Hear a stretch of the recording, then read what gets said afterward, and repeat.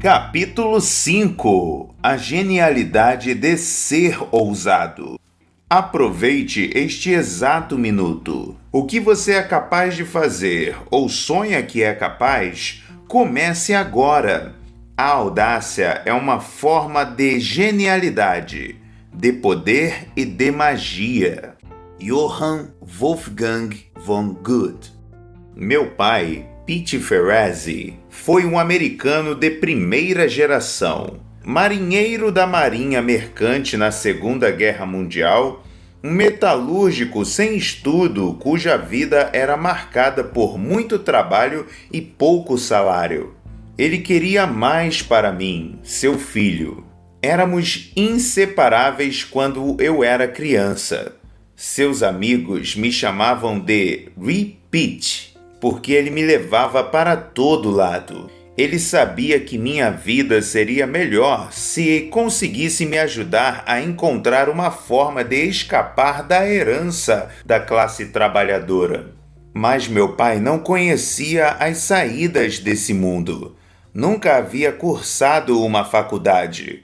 Não sabia nada de country clubs, nem de escolas particulares.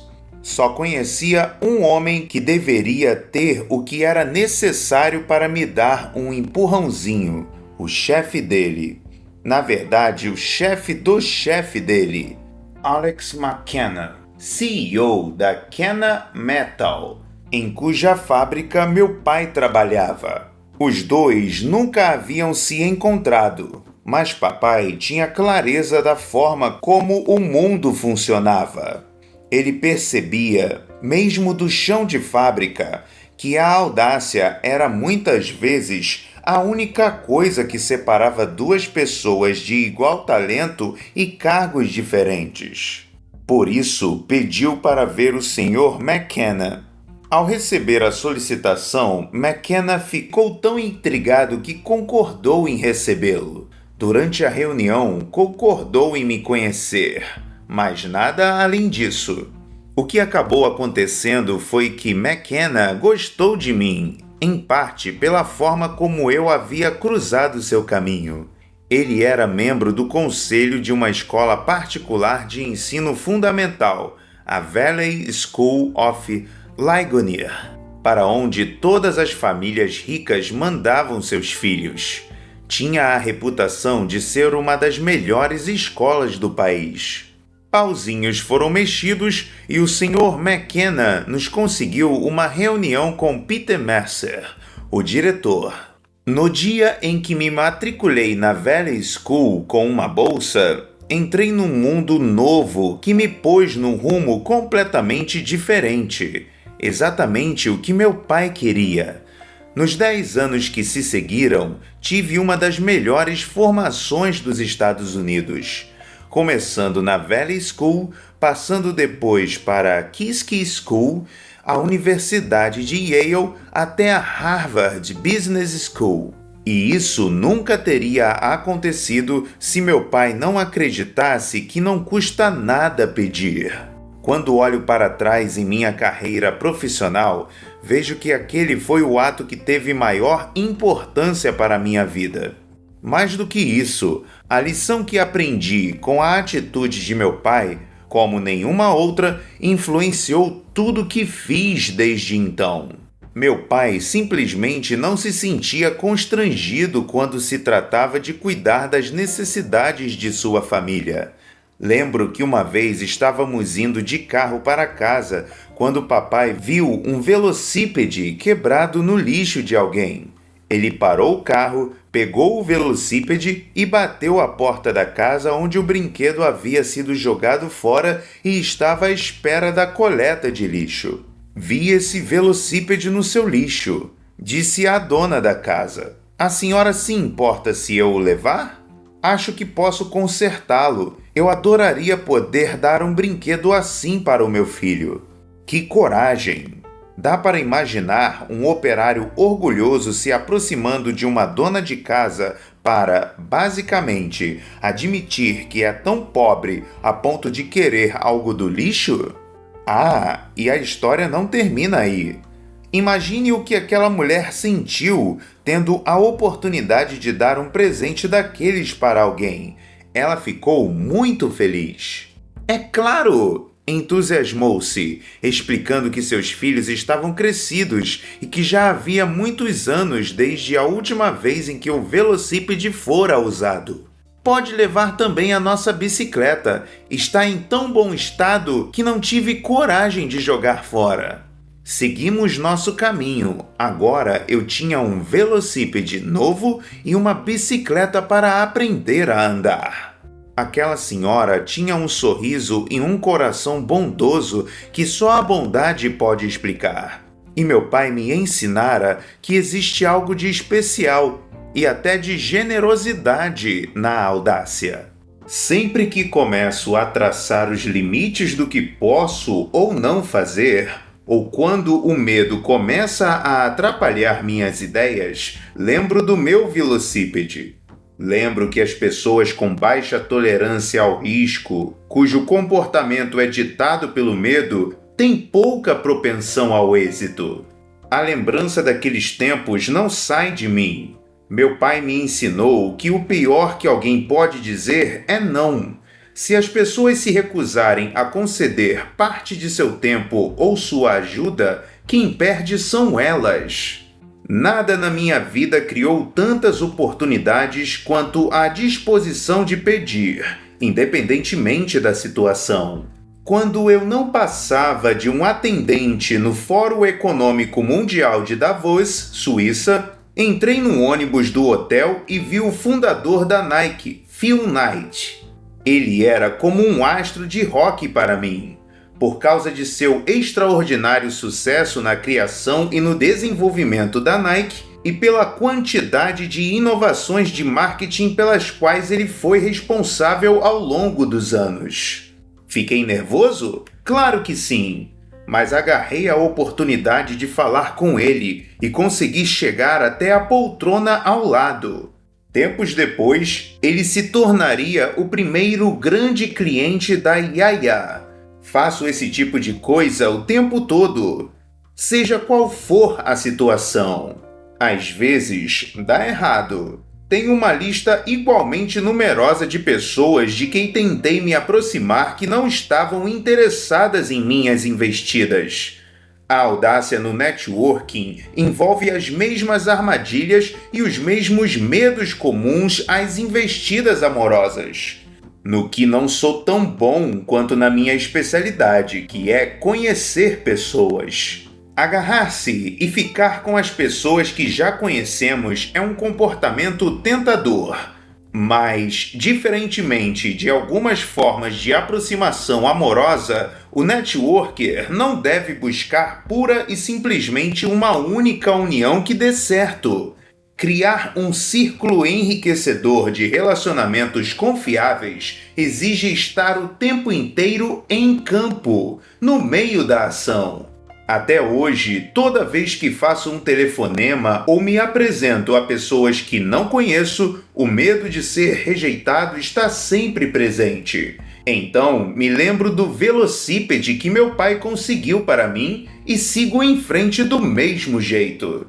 A maioria das pessoas não vê o networking como algo que seja minimamente instintivo ou natural. É claro que há pessoas cuja autoconfiança e cujo traquejo social naturais lhes permitem fazer contatos com facilidade. E existem os simples mortais. Nos primeiros dias na Yaya, eu estava preocupado com a sobrevivência da empresa. Pela primeira vez na minha carreira, tive de recorrer a uma grande quantidade de pessoas que eu não conhecia, representando uma empresa desconhecida, empurrando um produto que não havia passado pelo teste do mercado.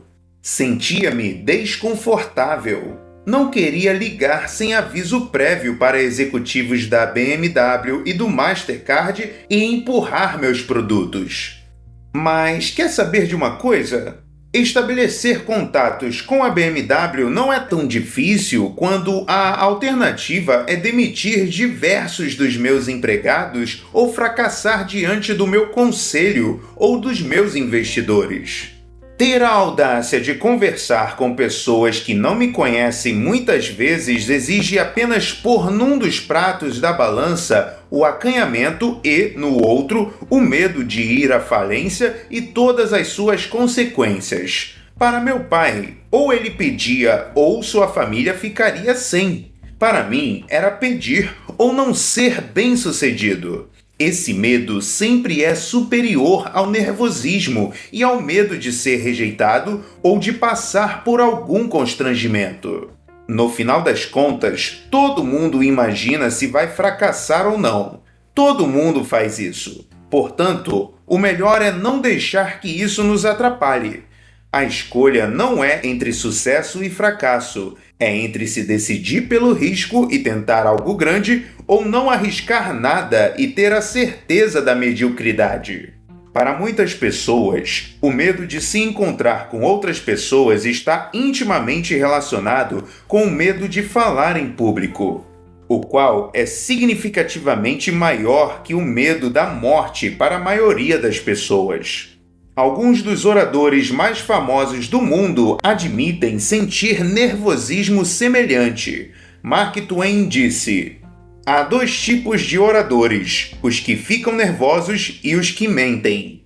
A melhor forma de lidar com essa ansiedade é, primeiro, aceitar o fato de que ter medo é perfeitamente normal. Não somos os únicos. Em segundo lugar, reconhecer que vencer esse medo é essencial para o seu sucesso. Em terceiro lugar, decidir-se firmemente a melhorar. Eis algumas coisas que você pode fazer para tomar essa firme decisão e ficar mais à vontade em situações sociais que peçam mais audácia. Procure um exemplo no qual possa se espelhar. Temos predisposição a procurar pessoas como nós. Os tímidos tendem a se aproximar de outros tímidos, os desinibidos se reúnem com outros desinibidos, porque eles, inconscientemente, estimulam o nosso modo de ser. Mas todo mundo conhece esse ou aquele membro do nosso círculo de amigos ou colegas que parece não ter a menor dificuldade de falar com as pessoas. Se você ainda não está pronto para dar o grande passo de se aproximar sozinho de desconhecidos, deixe que aquele amigo ou conhecido o ajude e mostre como se faz. Saia com ele ou ela, se possível, e compareça a situações sociais, observando como ele ou ela se comporta. Preste atenção no modo como se comportam. Com o tempo, você adotará algumas de suas técnicas. Aos poucos, criará coragem para fazer contatos por conta própria. Aprenda a falar. Muitas empresas têm surgido em resposta à inacreditável quantidade de gente que reconhece a necessidade de aprender a falar melhor. Essas empresas sabem que não estamos querendo fazer discursos para plateias de 1000 pessoas, pelo menos não para começar. A maioria das pessoas que as procuram quer ficar mais autoconfiante e adquirir ferramentas capazes de ajudar a vencer a timidez. Elas não oferecem 1 ou 2 remédios que curam todos os males de uma vez. O que elas oferecem é a oportunidade de treinar num ambiente que não intimide, com um instrutor capaz de nos orientar e estimular. Existem centenas de coaches e escolas dedicados a esse tipo de treinamento. Uma das mais conhecidas nos Estados Unidos é o Toastmasters Club. Deve haver alguma empresa semelhante na sua cidade. Milhões de pessoas já se beneficiaram dessas empresas e melhoraram suas técnicas de oratória, vencendo o medo. Dedique-se de corpo e alma.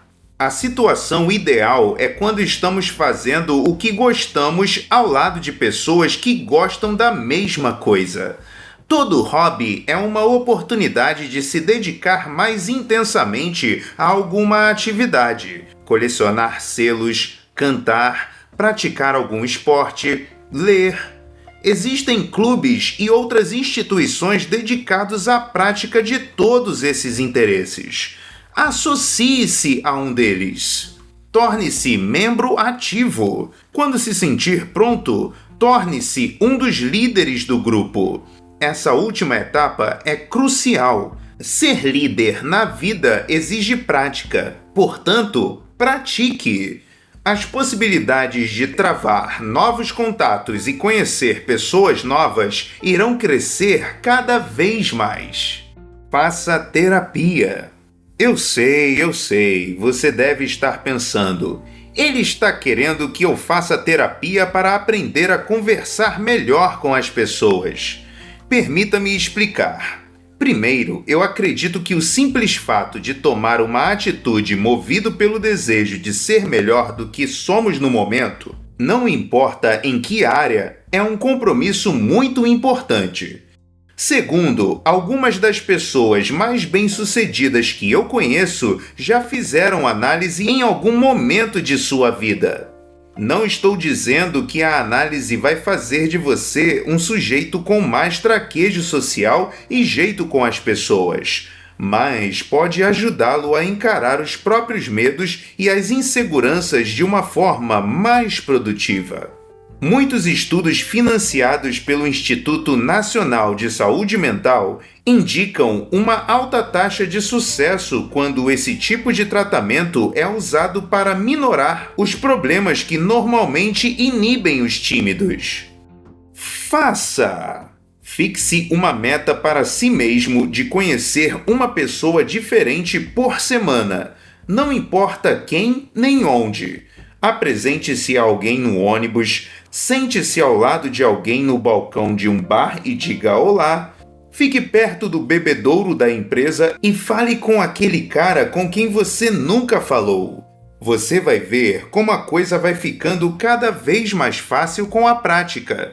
Melhor que tudo, você vai aprender a conviver com a ideia de rejeição. Com isso em mente, até o fracasso se torna um passo adiante. Encare a coisa como um processo de aprendizado. Como o dramaturgo Samuel Beckett escreveu: fracasse e fracasse outra vez. Fracasse melhor.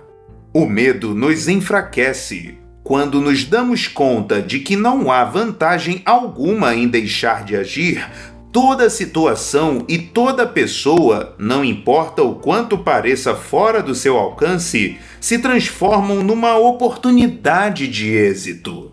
A senhora iniciativa. Quando se trata de dom da oratória, ninguém é melhor que Diane Rosenberg. Consultora há 32 anos, dona de uma empresa de consultoria, a Diane Rosenberg Inc., ela é a senhora iniciativa, e não por acaso. Em 1969, ela leu um artigo no Wall Street Journal que falava da falta de uma voz feminina na American Management Association. Eles estavam entrevistando o então presidente da AMA, que teria dado a seguinte declaração: não encontramos uma mulher que fosse capaz de falar em público, com autoridade, sobre gerenciamento. Rosenberg se recorda. Ela recortou o artigo e mandou uma carta para a AMA, dizendo que eles não precisavam mais procurar. 2 semanas se passaram e sua carta continuava sem resposta. Eu é que não iria aceitar essa situação. Ela rebateu. Escrevi outra carta diretamente para o presidente, dizendo, de forma direta, que ele devia me responder ou parar de falar o que estava falando. 2 dias depois, o presidente da associação ligou para dizer que eles haviam marcado uma palestra para ela apresentar. Diane se tornou a primeira mulher a falar oficialmente pela AMA. Ela guarda a lição que tirou de toda essa história até hoje. A receita do sucesso é uma mistura de autoconfiança, persistência férrea e audácia. As carreiras de sucesso se constroem a partir de contatos que envolvem uma boa dose de audácia, como Diane pôde aprender. Em seus muitos anos de experiência ensinando as pessoas a superar seus medos, Ela criou um roteiro comprovado que qualquer um pode usar no primeiro contato com alguém. Para mim, esse roteiro foi útil. Acho que pode ajudar também muitos de vocês. E agradeço a ela por poder oferecê-lo a vocês agora. 1. Esclareça a situação. Você deve ser direto e dizer como vê as coisas com toda a clareza, sem ser agressivo demais nem teatral, diz Rosenberg. Ela deixou claro para a AMA que a. Não ter mulheres como palestrantes estava errado e b. Contratá-la seria uma atitude acertada a ser tomada. Faz sentido que, antes de falar de forma convincente, ou seja, antes de poder falar com entusiasmo e conhecimento de causa, você precise conhecer o terreno onde está pisando. 2. Comunique seus sentimentos. Costumamos subestimar a influência das emoções em nossos contatos do dia a dia, sobretudo no mundo dos negócios. Costumamos ouvir que a vulnerabilidade é algo a ser evitado e que deveríamos evitar revelar nossos sentimentos. Mas, à medida que formos ficando mais à vontade com frases do tipo "eu sinto que", diante das pessoas, nossos contatos vão ganhar em profundidade e sinceridade. Suas emoções são uma dádiva de respeito e consideração por seus ouvintes. 3. Fale do que mais importa. O momento da verdade é quando você manifesta, com total certeza, aquilo que quer. Se você vai dar a cara à tapa, é melhor saber por quê.